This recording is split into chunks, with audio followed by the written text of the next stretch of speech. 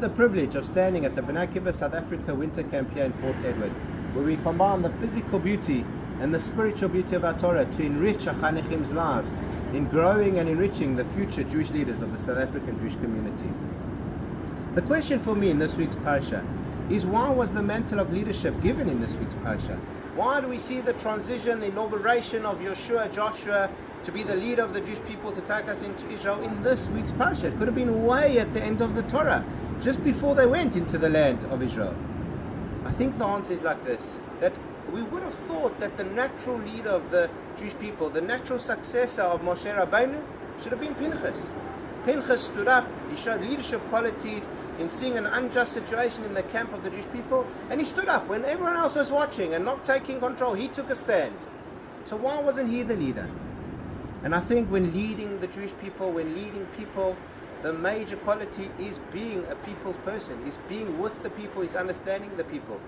And I think Pinchas was too extreme in his leadership, was too extreme in the way he dealt with situations. He couldn't understand where the people were at to deal with it.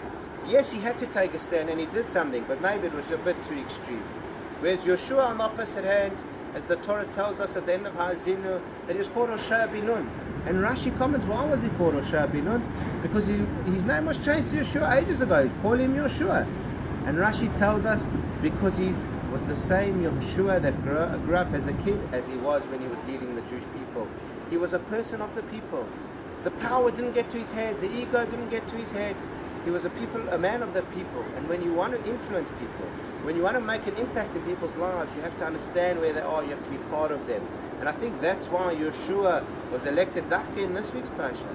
Because you often think the charismatic leader who just stands up in front, who's got so much charisma but doesn't understand the people, is the right leader. No, it's the person who can influence from inside, who can influence the people from inside, that will make the greatest difference. And that's why the Torah calls him an Ish Ruchot, a man of a spirit of Hashem. That the spirit of Hashem and his influence in a quiet, humble way with inside the people had played a major difference. And that's the contrast between Pinchas and Yeshua. And that's why I think Yeshua was inaugurated in this week's Parsha to show you that lesson, to show us that lesson, that that's the quality of a leader that should take the Jewish people into the land of Israel. And I'm seeing that over here in B'nai Akiva Winter Camp with the Mizrachi and the Chanichim and the leadership of B'nai Akiva doing that and creating that environment with our Chanichim.